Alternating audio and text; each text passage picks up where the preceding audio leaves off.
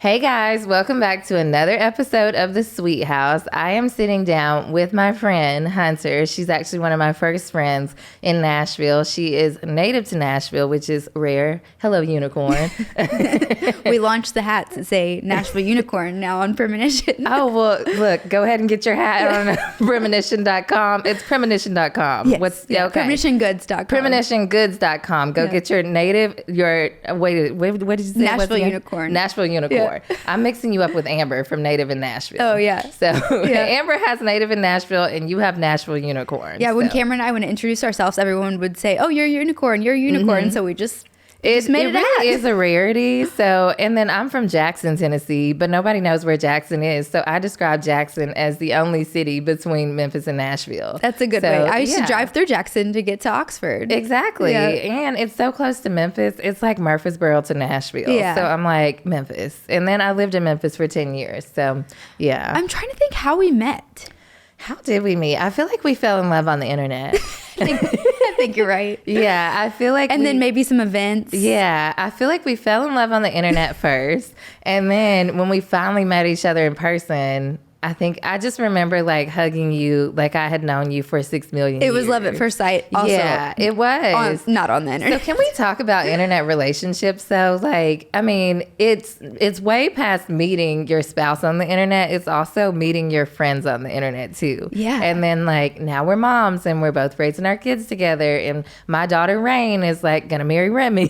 It's happening. It's an arranged marriage. They don't know about it yet. But, yeah. But isn't that crazy? I know. And I mean, we met probably 2018.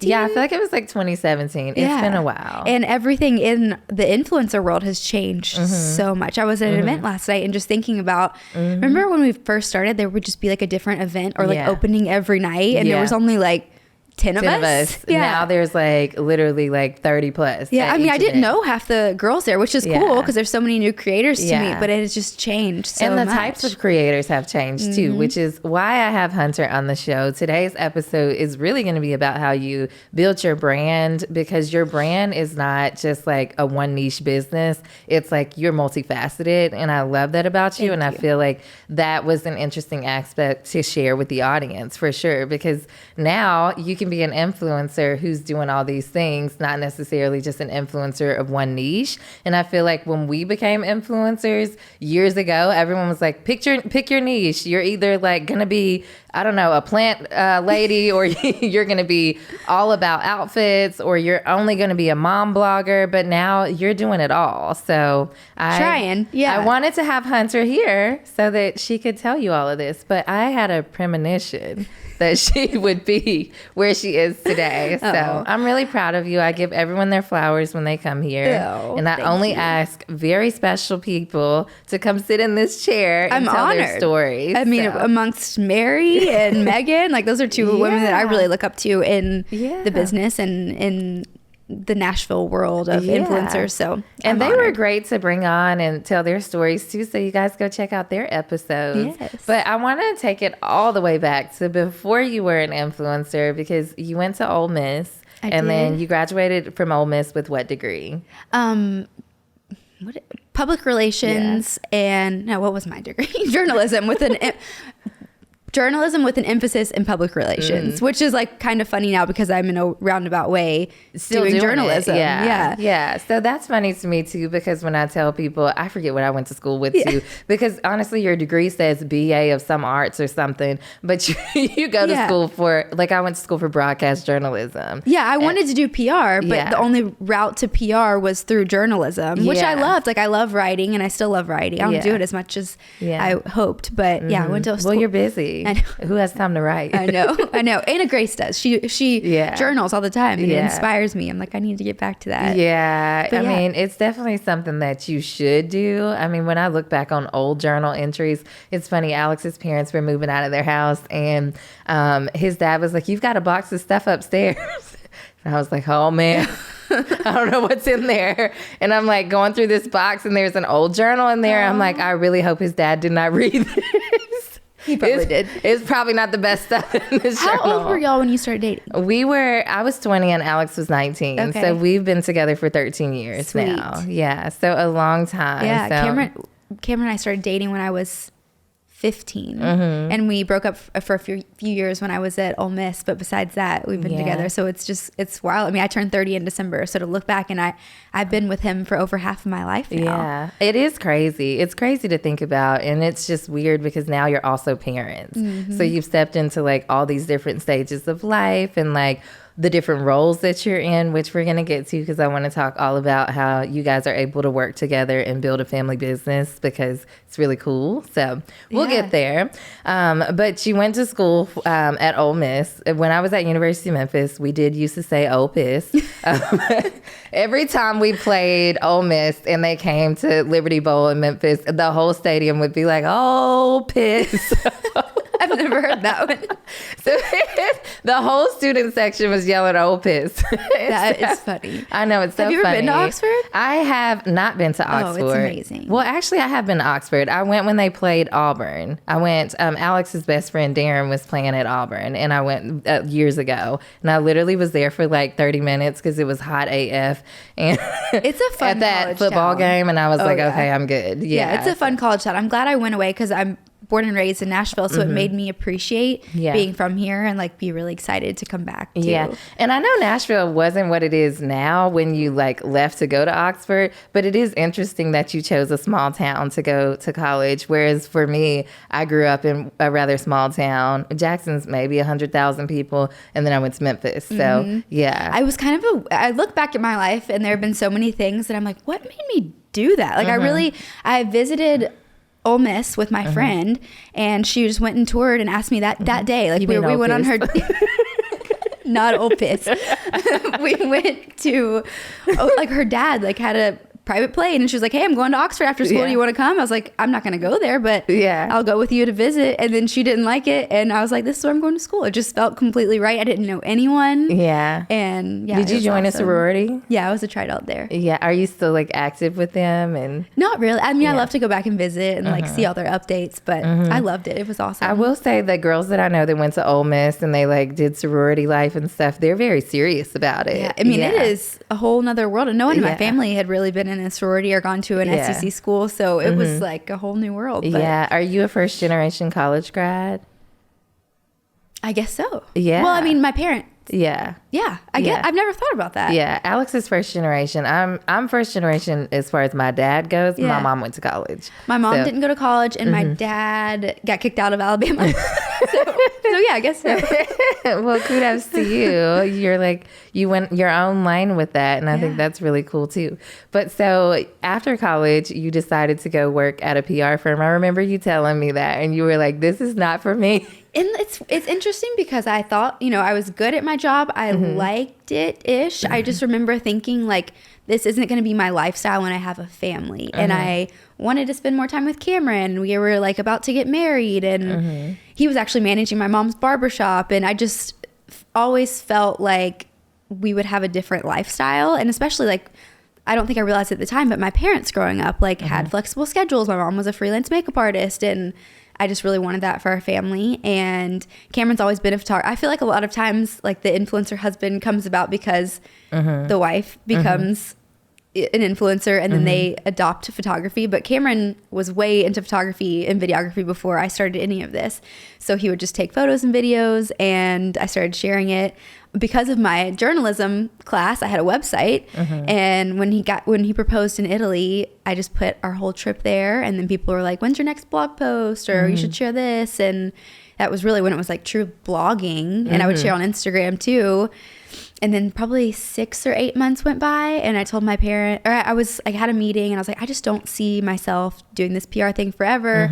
And I got some opportunities to like host events in Nashville, and my dad was like, "Well, you can't pay your bills with free jeans." I was like, well, maybe one day I'll get paid. And I saw people like Mary Lee, making a career out of it. But at that time, like our fashion was very different. She was super high fashion and glamorous. Mary and so is like Chanel. Yeah, the coolest, Chanel especially then in like 2016, 2017. So I didn't even think the difference in today is a lot of people know going into it, like, okay, I can make money, but I hoped that I could make money doing it, but I really didn't know. And so I quit my job, kind of used my PR background, and I would spend hours just emailing brands.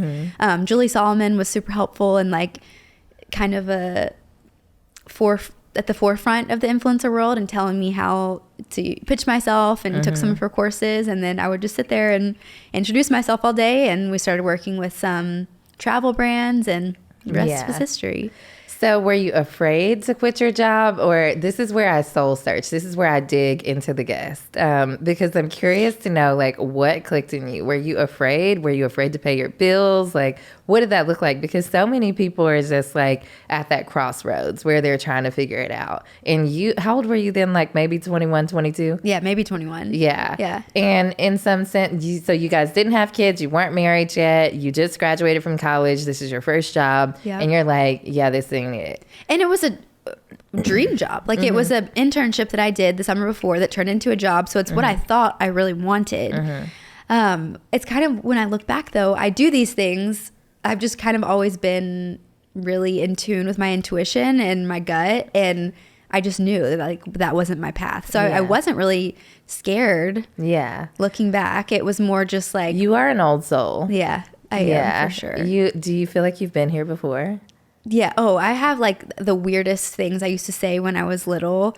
Like my parents took me camping one time, and I was like Remy's age, and I was like, I'm a German lady running down a hill. And I talked about my, like, not my daddy Don, my other daddy that used to plow the fields. Like I like had all these weird like past life things. I think I would have had to put you out. Yeah. Oh yeah. My mom was like, you used to freak me out when you were little. I also had like imaginary friends that were like totally not imaginary. That's another story. Wait, what? No, I have to hear about this. I had this friend named Ploy, and I found him at my Mimi's house in Ohio. And like, I don't remember seeing him, but I remember like feeling that he was there, and he was like a spirit, I think. Do you still feel that?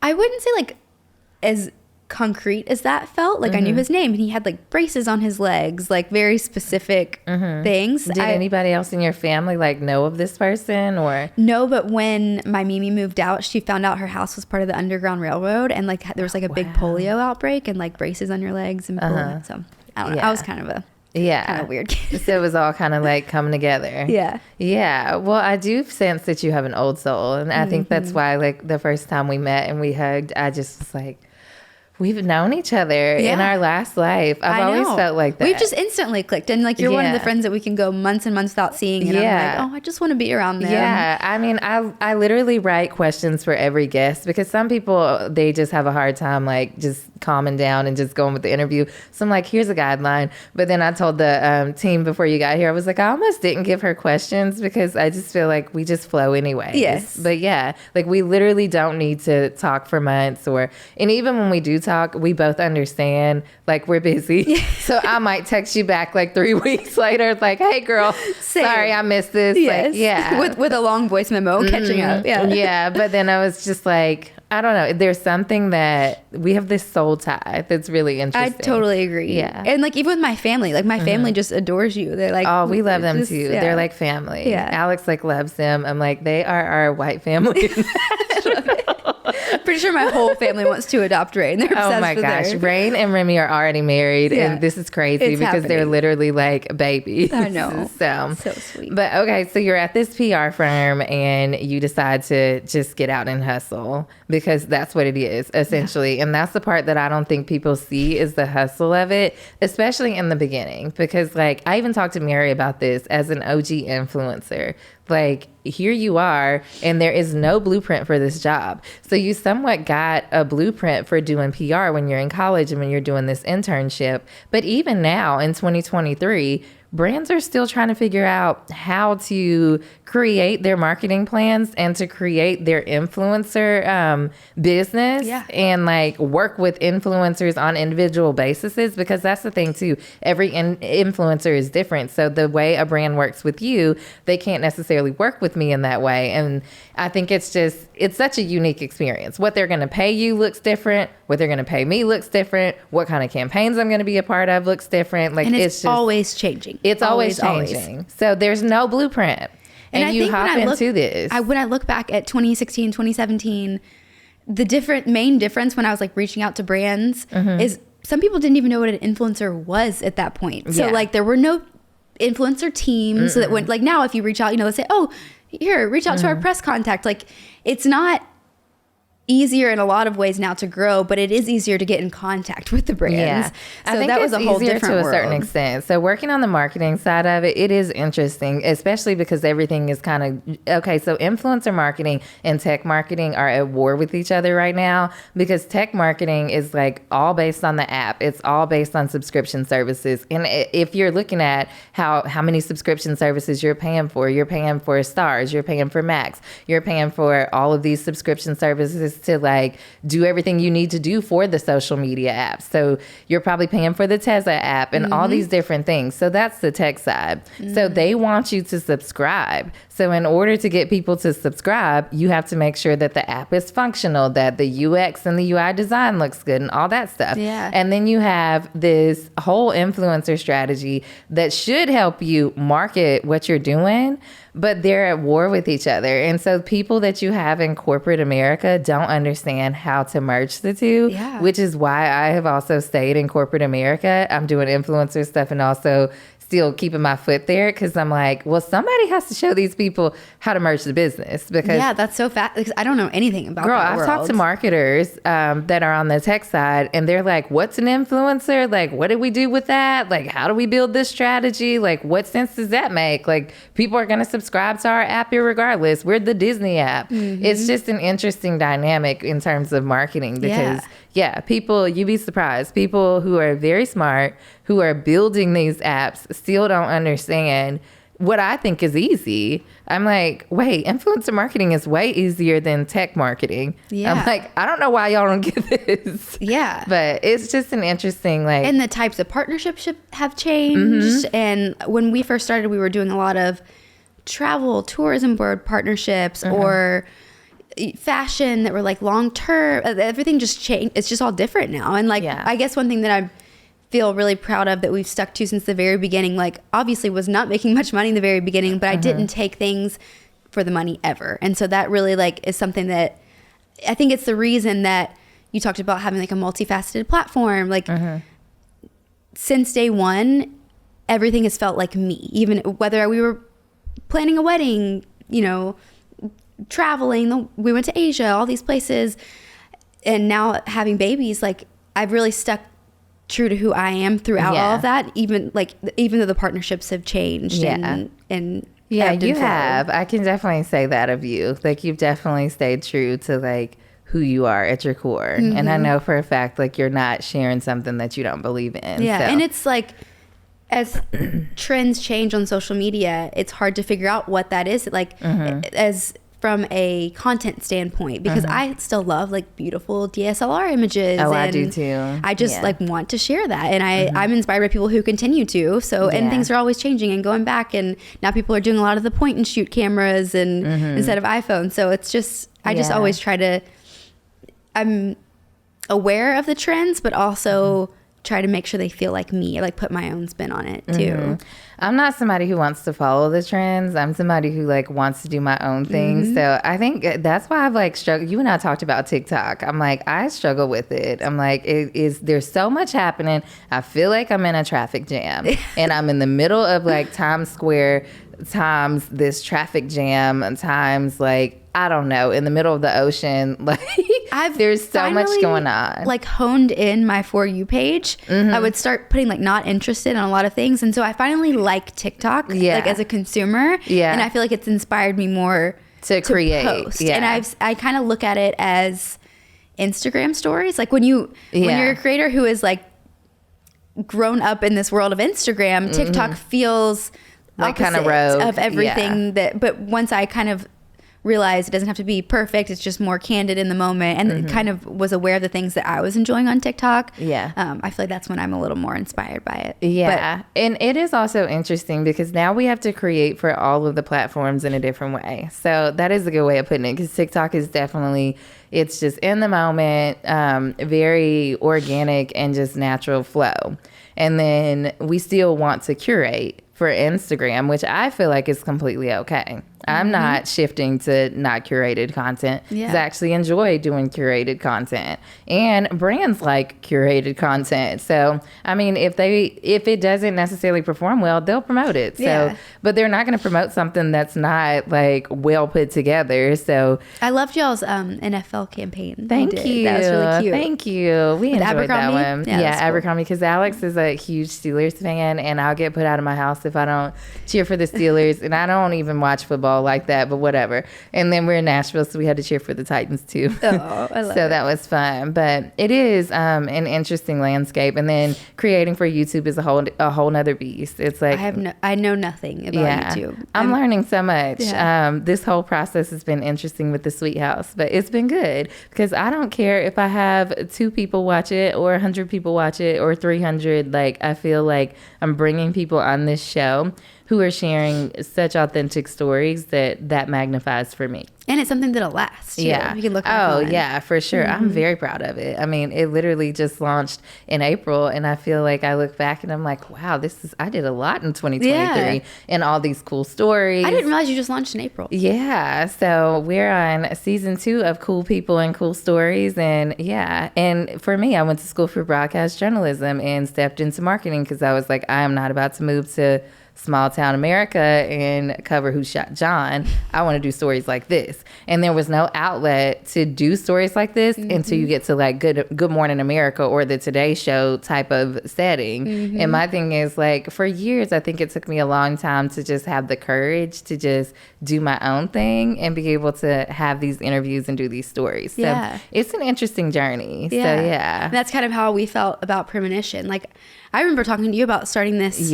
so long ago. Like, it really has been something that we've wanted to do since the beginning, like of really create, like, it's always been the ultimate goal to have something that if you know us, you know that Premonition feels very much like us, but you could also stumble across it and just think that it's a beautiful brand too. Yeah. But Premonition did not happen just overnight. No, it did not. It did not happen overnight. I do want to ask you, what's been your most prized project that you've worked on as an influencer? Oh, I like that question. I think maybe my Show Me Your Moo collaboration. It just, I love that brand, and it's a brand that I purchased on my own in college and remember saving up to like go to the square and buy a Show Me Your Moo dress. And I just love their team, and they let me be so creative, and those pieces just feel like me. So I'd love to do more of that, like designing for brands. I also love that you had such meaning behind that collaboration, because I think that there needs to be more of that in terms of how we move as influencers. Yes. Like, just having that story to be able to tell gives it some grit and grind. People from Memphis, though.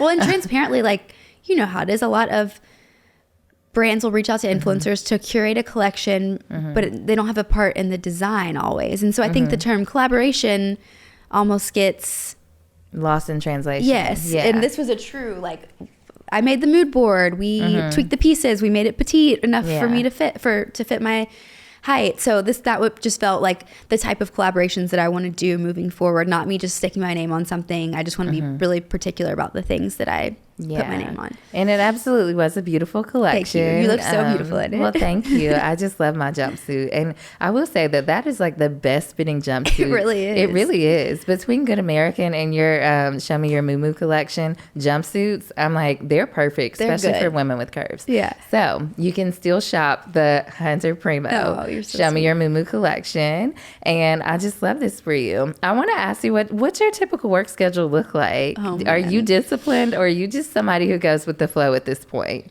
Go with the flow, but we've had to implement a little bit of discipline, especially now. We have 1, 2, 3 employees for Premonition now, and then like some part-time help. So to be good bosses, you have to have a little bit of structure so your employees know when to expect things. And it kind of goes into just learning to work with your spouse too. Like, I'll never forget, we were laying in bed one night and I was like trying to bring up something about work in bed, and Cameron was like, we'll have a meeting in the morning. So we really do like have meetings on our back porch with our coffee. Like, we come from the bed to the, but it's just like putting those boundaries around, like, okay, we're talking work right now, and we're not great at it always, but having those discussions really is important. Yeah. But I would say we're getting, I mean, we just had Radner, he's 7 months. And so getting in a work schedule, Remy started school and he'll start going with my mother-in-law. So we'll get in a little bit more of a structure as time goes on. Because I often see people just think that we take pictures for a living and they don't necessarily think that we have like any logistics to our lives. And so I love that you were able to articulate it from the standpoint of like even Cameron being like, we're going to have to meet about this in the morning because tonight is our personal night and we're going to make love. He didn't say that. I put words in Cameron's mouth. He was thinking it though. Remember that time me and you and Brooke were together and we were talking about balancing mom life and wife life, and I was like, look, what night do you want to do?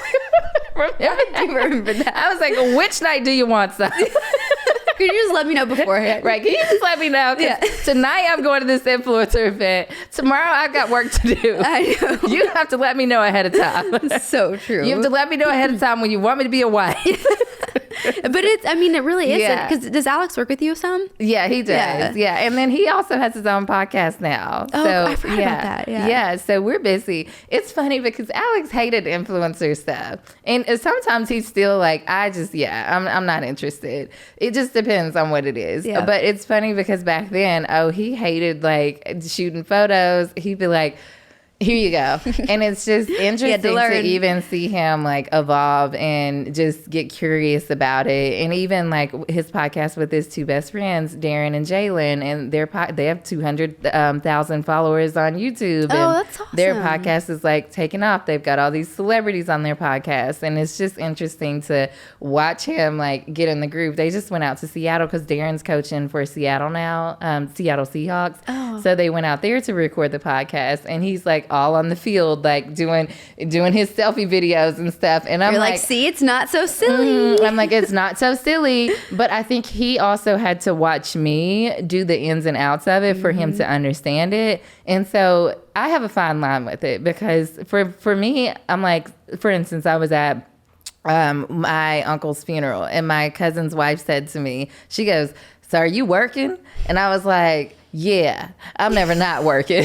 So I have a fine line with it because I know she didn't mean like any harm, but I think some people just assume that like we're not working. People often say like, it must be nice to be a stay-at-home mom. I'm like, I would say I'm a working home mom. Yeah, I mean, you're risking it all out here. Yes. What do you mean I'm a stay-at-home mom? It's hard and then it's hard to articulate in that moment like what all you do. Yeah, because there's a level of frustration with the question or with the inquiry, because they might not even question it. They might just say something that there's like, it's like, I don't even have the time to even give you the depth of what I do. I know. So this reminds me, Cameron and I were at a thing for Remy's school, and he came out and he was practicing like saying his title because people will ask us what we do for a living, and it's like we have so many things that you don't know like which one to go with. And sometimes when you say like social media influencer or content creator, they don't like fully grasp like, oh, it. okay. So he was like, I am an owner of an online mercantile, Premonition Goods. And I was like, what are you rehearsing right now? But no, it's very real. And it's almost like you have to reaffirm yourself too, because it's like other people don't necessarily believe. I had Bishop Walker. He's the pastor over at Mount Zion Baptist Church, and they have 30,000 members like in person, and then so many more people online. Wow. So I had him on, and we were talking about how people think you're crazy when you're doing things like this. And so you have to kind of like reaffirm yourself and know that you're walking in your purpose and that it's way bigger than you could ever imagine. I mean, he grew a church from 174 people to 30 plus thousand people. I think that's where Darcy, my great grandmother, used to go to church with her friend. Yeah. I wouldn't be surprised. Yeah. Like he's like best friends with like Oprah and like T.D. Jakes. So cool. Like he was talking about, I asked him who he talks to, because to be of that status, you got to want to like talk to people who get you. And he was like, well, I'll call Oprah or I'll call T.D. Jakes. And I'm like, oh, must be nice. Like, you know, but just on your favorites, Oprah. But also, I will say that it is good to be able to like talk to other people who get it, because a lot of people don't understand like all the logistics and stuff. So and when you were saying Alex, like that kind of gave him, he had to get there on his own with the influencer world. I feel like Premonition has been that for Cameron, because he's been so ingrained in everything I've done, but behind the scenes. And so it took him a while to be like, okay, this, because he's a photographer by trade. So when he stopped doing as much photography work, like figuring out where his role was in all of this. And so Premonition has been like a really great joint venture that we both feel really invested in, and he's more on like it gave the him forefront purpose. of.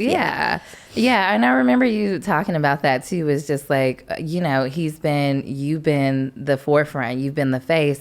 That's a lot of pressure. And so when you're married, you also want your spouse to kind of figure out what they have going on too. And so you do have those conversations. I call them come to Jesus conversations. A lot of those. Yeah, it's like, well, let's have a come to Jesus. What are you doing? Like, this is what I'm doing. What are you doing? And how can we do this together? And so you guys have, I mean, Alex and I love you both because we see ourselves in you guys, and like we appreciate another couple that has known each other since they were teenagers, and then they're like doing it all now. Yeah, and like you have beat the race against time and like all of that, and none of us look like what we've been through. So you know? Yeah, I know. So Anna Grace asked me about like working with your spouse tips, and I was like, honestly, I think you just have to be like relentlessly honest with each other. Like if anything bothers you, if you prefer things are done a different way, like our working relationship has helped our personal relationship so much because there is nothing that's left. Yeah, there's nothing off limits. Yes, yeah. But I also think your personal relationship has helped your working relationship because you all are at a playing field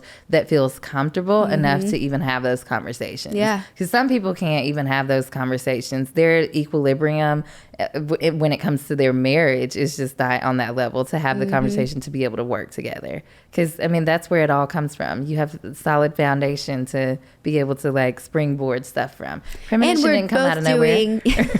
And we're both doing what we love too. Like, even though it's in a different way than he pictured his photography going, like he's still doing what he loves, and I'm still getting to share what I love. Do you think he regrets? Cameron might come on one day. Maybe we'll have Alex and Cameron on. I know. Radner's out just hanging out, and Radner was going to come on, but he started talking, so we had to leave him over there. But do you think he ever regrets like not doing photography in a certain kind of way?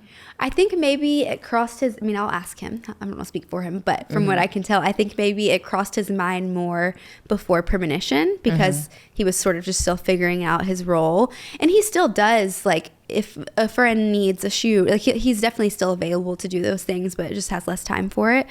So I think as long as he's always still doing it in some capacity, like whether it's just shooting for brand, because we still shoot a ton for brands and for our own things. So I think as long as he's always still flying his drone and doing those things, that it fills his cup. Yeah, I love it. I love that you guys have just been able to build, and like that is beautiful in and of itself. And then you added 2 kids.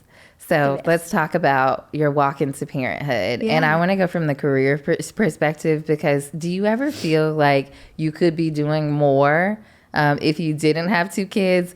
Or because I know when you step into parenthood and motherhood, sometimes it can feel like, man, like I just turned over a whole new page. Well, actually, I just opened up a whole new book. And you think about that in reference to your career, what you could have been doing and all these things. Like, do you ever think like that?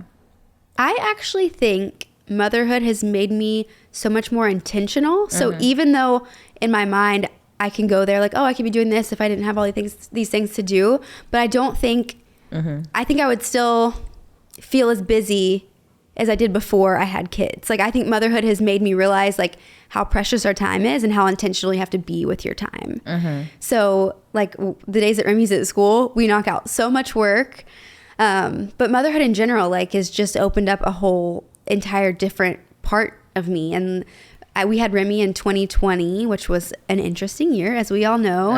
So really, Radner, we had him 7 months ago, and this is the first time we've been able to like take our baby out to dinner and places. So it's just been interesting to see the 2 different, like we had Remy was a great baby too, but the social aspect has been really fun this time around, like feeling like we get to share him more with our friends. I feel like you're less afraid. You seem more like chill. But you did have Remy in the pandemic.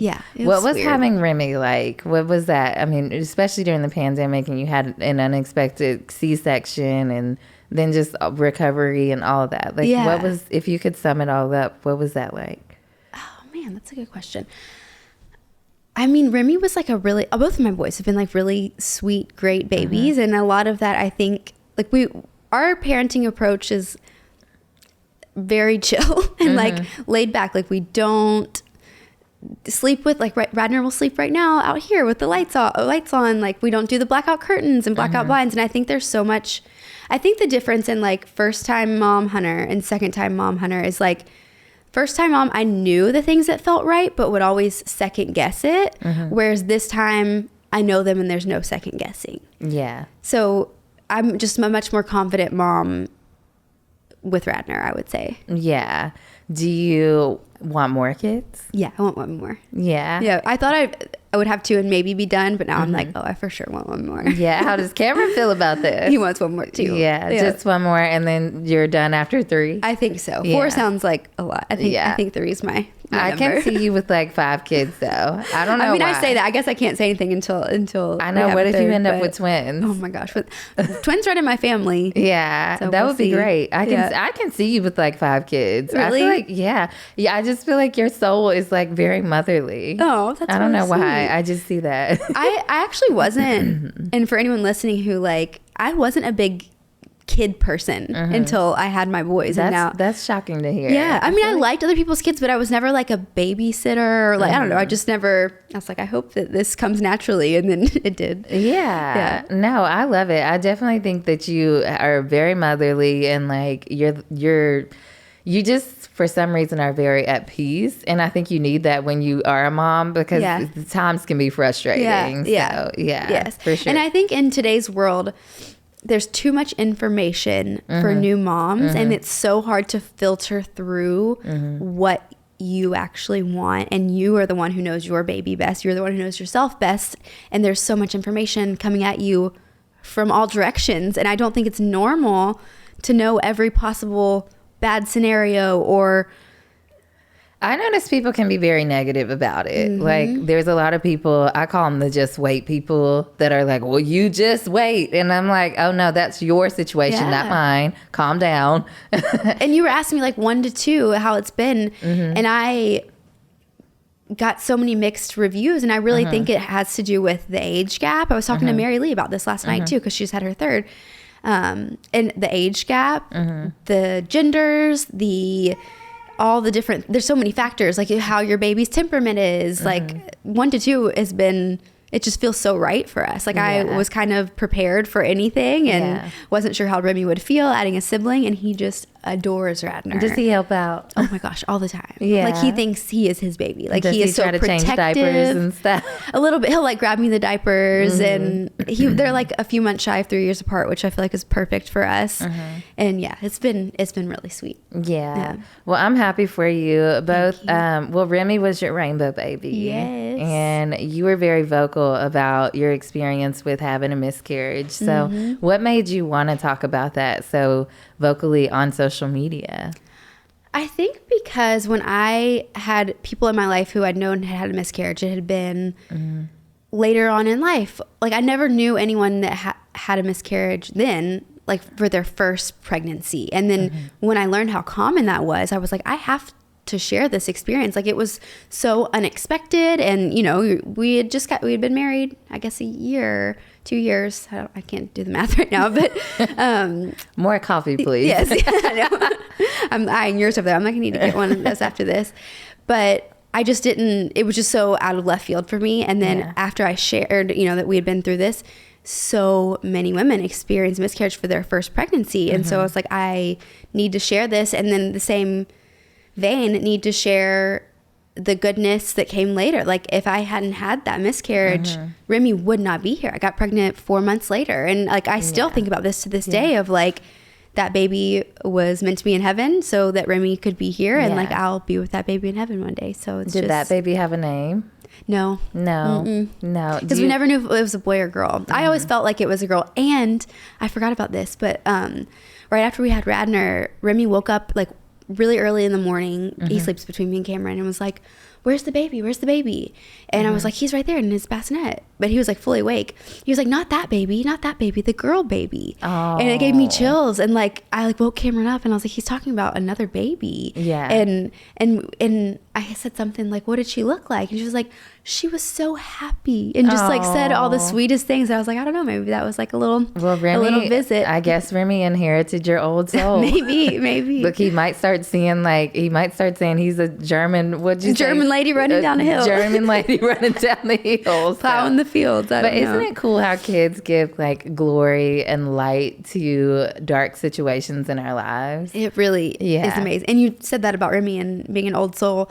One thing that I've noticed, and maybe you've noticed this with Rain going to school, it's so sweet how they do not see skin color or differences. No. Like Cameron and I have noticed it so much. Like his little friend Kevin, he's black, and when he watches Team Spidey, he's like, oh, that Spin looks like Kevin. And we're like, why does he look like Kevin? He's like, his hair. Like he just truly does not see, like everyone is the same to him, and it's just such a good lesson in life. But I also feel like you guys are intentional about making sure that Remy does understand, though. But I feel like that's why you and I are also really good friends too, because you are so open to like everybody. And it's not even that you don't see skin color. Obviously I'm black. It is what it is. Remy's a little You're different. a white woman. But it's very much so like we are still able to have good friendships. And it's how I was raised. And me too. And I see that with Melissa and Mimi and like, you know, our families and all of that. And me too. I feel like, and that's how people should want to raise their children. Like, I want Rain to have friends who don't look like her. I have friends who don't look like me. I have friends who come from various different religious backgrounds. And I think that's so important. Yeah, it is important. You'll love this story. Our neighbors, they're a lesbian couple. And Remy the other day was talking about them, and he said, but where's their boy? Where's their daddy? We're like, some families don't have daddies. Like, it's just them. They've been together for a long time. And he said, but who's gonna cook for them? Because Cameron does all the cooking. Like, we're breaking down the gender roles over here. But I thought that was so funny. That is funny, but these are all conversations that people need to know how to have with their kids, but also know how to have comfortably with their children. I think some people are just still walking on eggshells and trying to figure all this out. And I'm like, no, you need to tell Remy Rain is black, but that is his wife, and that's fine. Yeah, exactly. I know. I just love that it doesn't matter at all to them. And it's just, I think when people don't want to have those conversations, if you just like follow your child's lead, like nothing is weird unless you make it weird.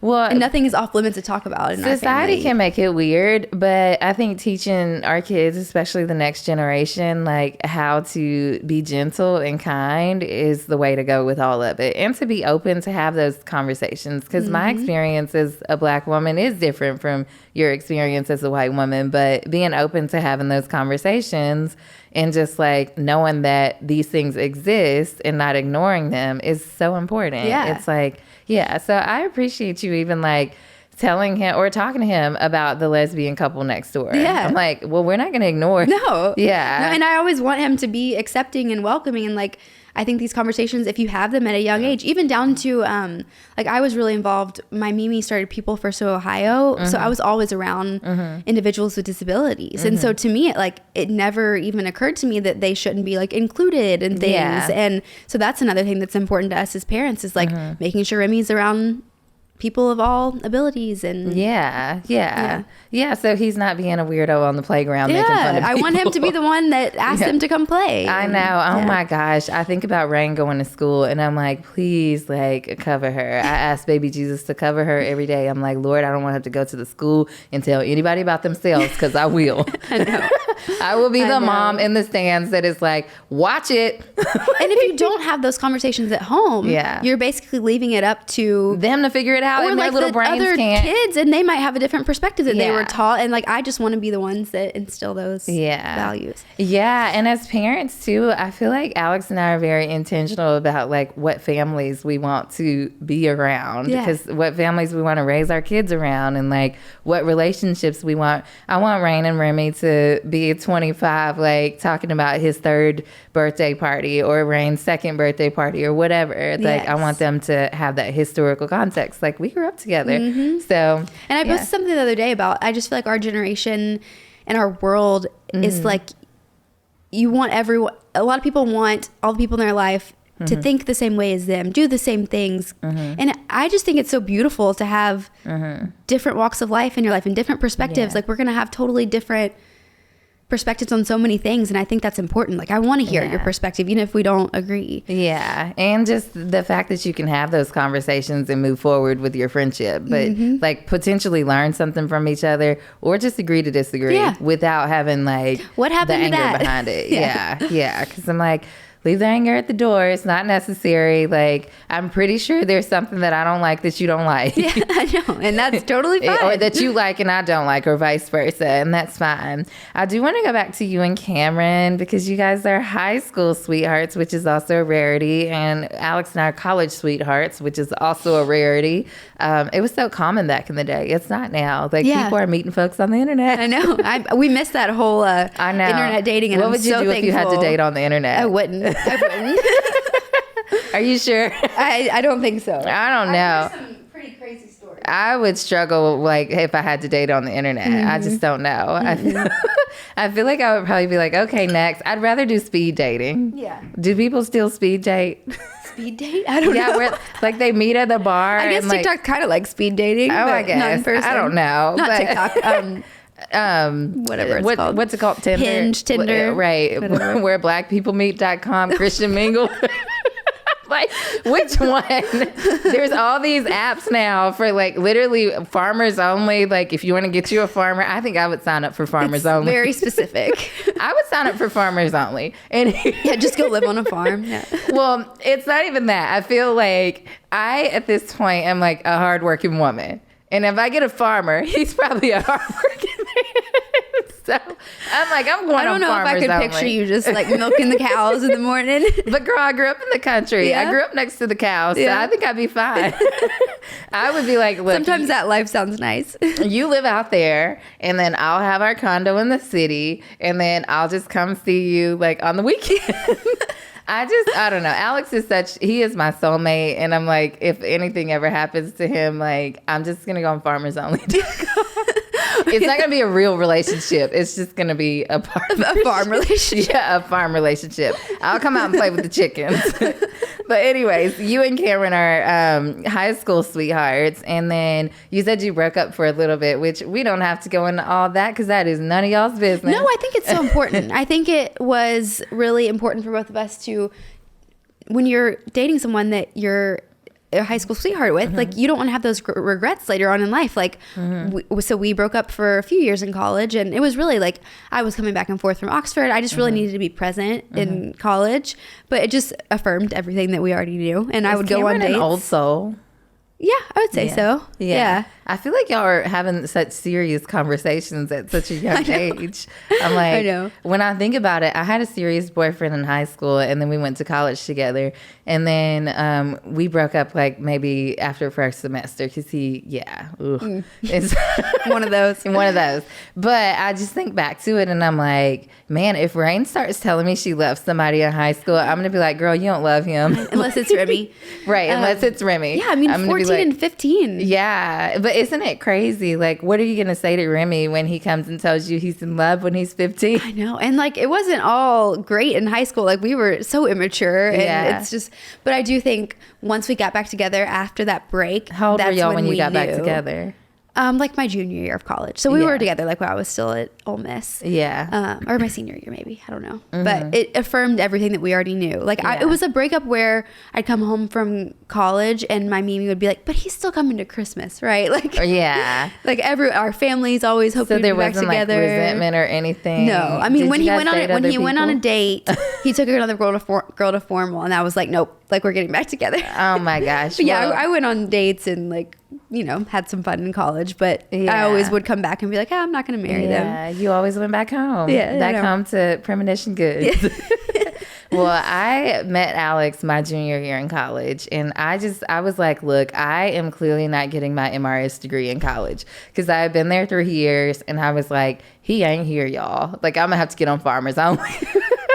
And then I randomly was at this party dancing by myself, and the rest was history. And like, we have not taken a break. In 13 years, he is just the apple of my eye. Well, and you're like a lot more mature, you know, by the end of college, you're like really thinking about the rest of your life and what you want. Oh, too. Absolutely. So I needed all the foolishness to get to like where I'm with like the king.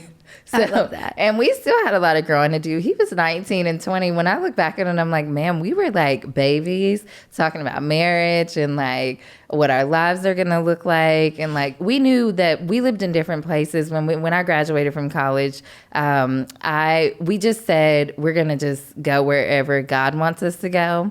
And then we'll always be together. But we wanted to figure out our careers. And we just stayed together. We did long distance. I lived in Louisville, D.C.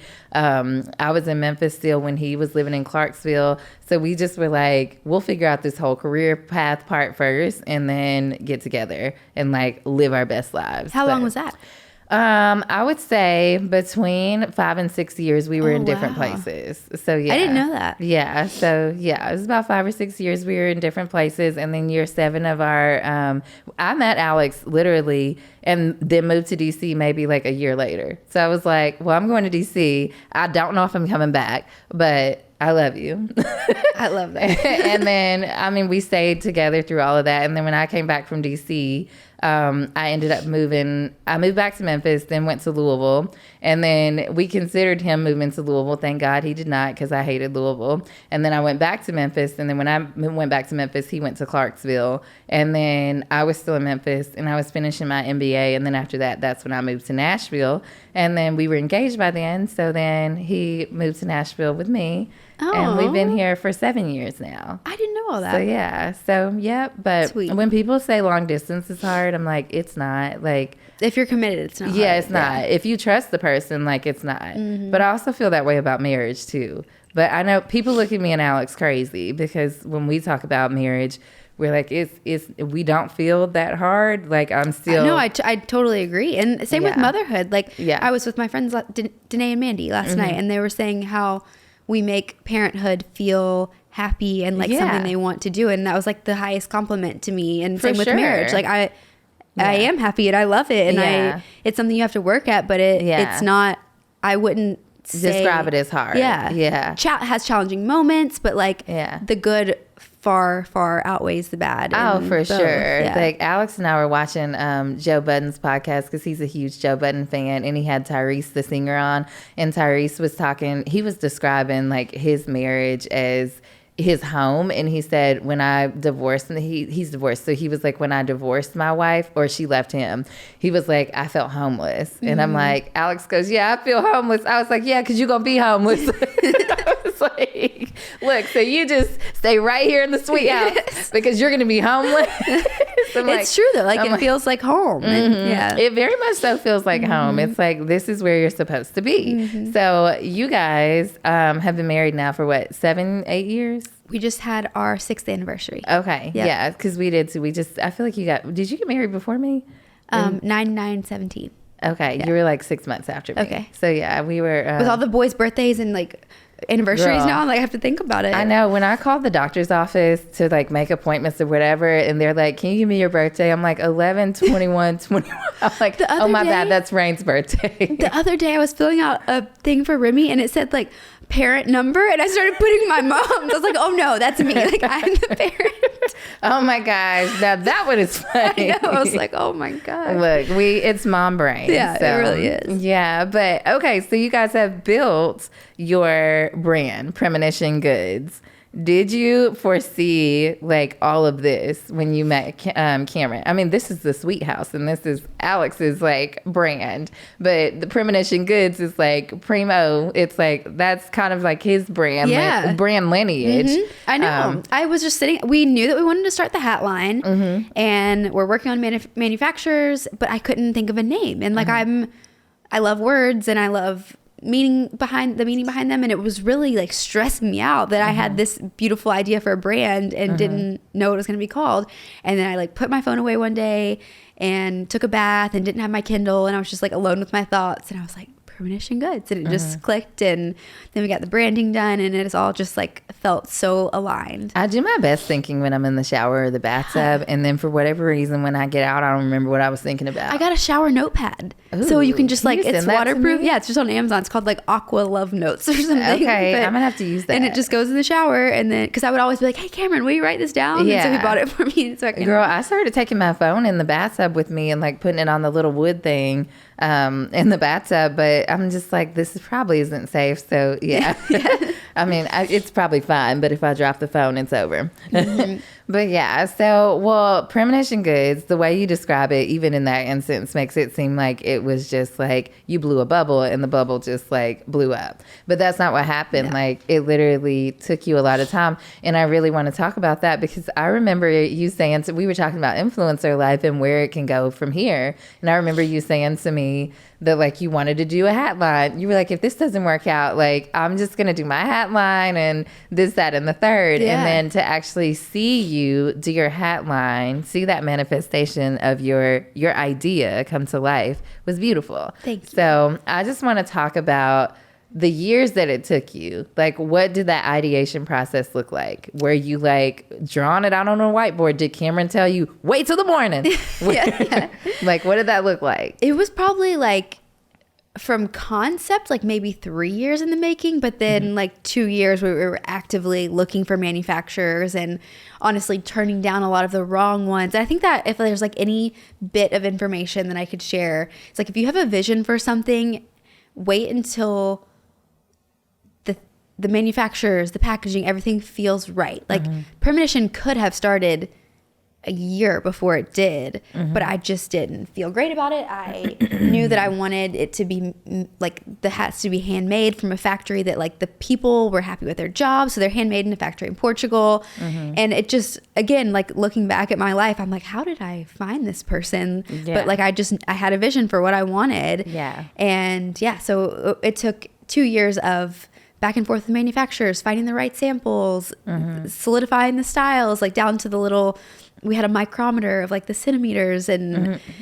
it was really like a labor of love, truly, with just me and Cameron and Renee, our assistant. It's like she was there from the beginning, and so it's cool for her to see all of that. But yeah, and I think too, when you're excited about a brand, it's like once it starts to come to fruition and you are so excited about it, you are ready to take it to the market, but it's not ready to go to the market. It was a really hard lesson for me because we had this beautiful branding. We knew, and then there was huge, that's what it was. There was a huge delay with the felt, like for the manufacturer. So like we were ready to launch. We had this branding. We had Tiana Gidley who's going to do socials, and then like we didn't have the hats.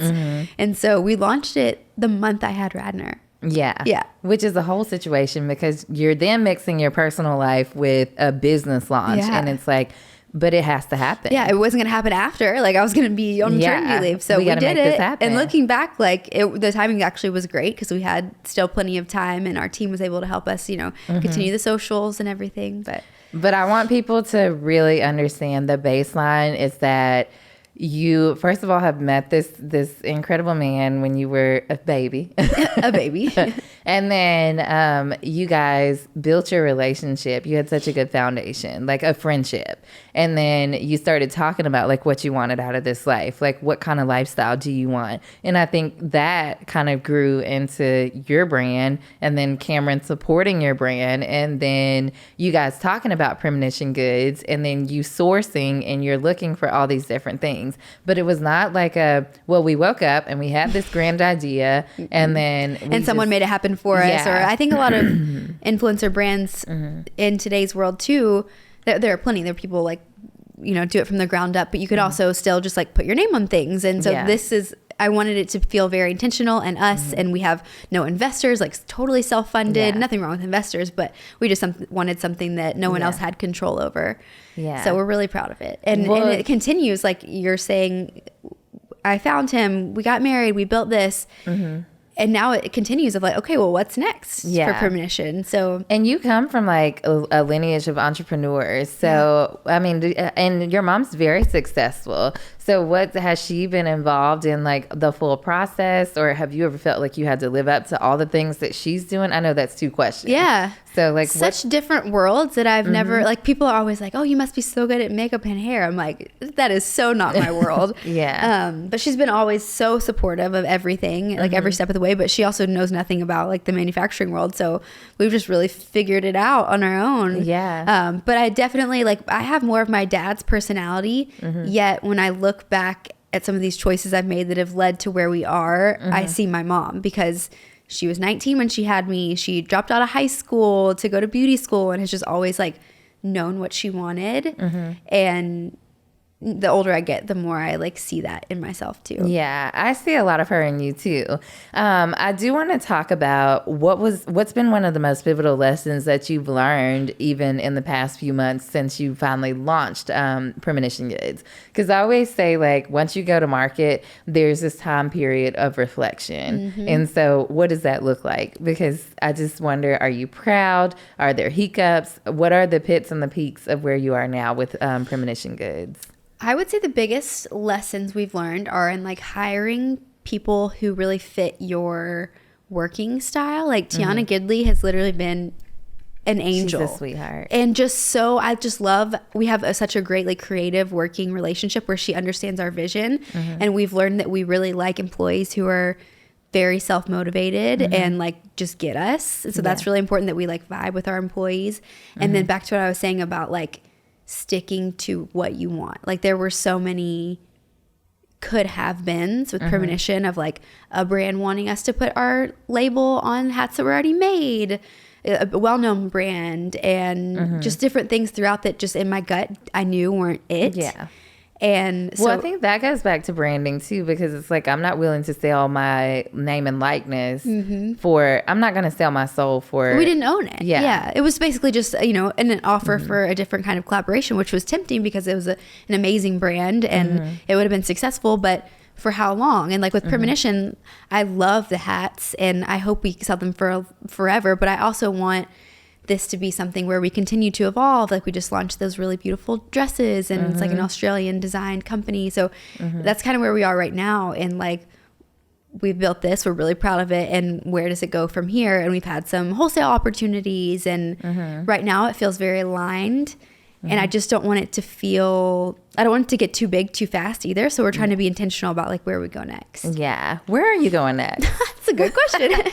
I love finding brands like this Australian brand that we just launched with like the dress. Like I want Premonition to always be like a source of pieces that you feel are unique, but will also last and pieces that you look at over and over again and just want to wear and like make you feel happy when you wear them too. Will you eventually include the boys in all of it? I'd love for them to. Yeah. Like I would love to do like design our own kids pajamas and like expand our like creating our own clothing too. Yeah. And then I hope that one day they'll be involved and hopefully they'll love it. So I have to ask you, are you proud of yourself right now? I am, especially after talking this. I'm like, man, I've done a lot. Yeah, no, yeah. I am. Yeah. I mean, I think that having these conversations have also been enlightening to the guests that have come on the Sweet House too, because I don't think you guys realize like where you are. Like I asked the Titans GM, do you realize like who you are? Like he's the first Black Titans GM. Wow. And so he's like, I mean, I think we're all so busy that we don't even have the time to recollect all that we've done to get to where we are. And in what we do, there's always more that can be done. Like that is what I really struggle with sometimes in the influencer world. Is like, there isn't like, you know, you're 9 to 5 and you've got your to-do list done for the day. Like there's always more that can be done. So I've just tried to force myself to like make those to-do lists. So I'm like, okay, this is what I needed to accomplish today. I can feel accomplished. And then tomorrow's a different day because it's hard. It's the mental. Next week is a different week, and next month we're going to be dealing with something else on Instagram. Yeah. And there's only so much you can do as one person. I mean, I have an amazing team and management who help us with all the partnerships, but I'm still one person who can only record. Yeah, and at the end of the day, I don't care how many people you have working for you. You still are the ultimate like decider of how you want the world to view your brand, and so it's so important that you heavily manage what that reception looks like. So you are like your PR, you are your crisis control, like you're all of that. Yeah. And because you're a lifestyle blogger, like so much of your personal life gets mixed with your business, and then you're outward facing. So the world is able to inquire about all these things. They're like, why are you breastfeeding that way? Why do you have breastfeeding for so long? Yeah. Like, why did you do your business this way? Yeah. Why, there's always going to be opinions and all that stuff. So I think you're doing a great job with managing it all and showing the world what it looks like to have a successful marriage. Marriage can be happy and joyful, but so can parenthood. Yeah, and so can parenthood. I will say, if I had to say which one was harder, I think parenthood is much harder. It's a lot more. Yeah, I just can't imagine like having to.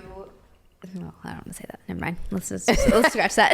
Yeah, I mean, it's just it's a different ball game. It's like you are a caretaker. I think you're trying to figure out yourself while you're caretaking. I guess what I was thinking is, without that solid marriage foundation, I don't know how you get through parenthood. Because it's a lot. No, I agree. Yeah. It's a lot. And kudos to anybody who is doing it by themselves.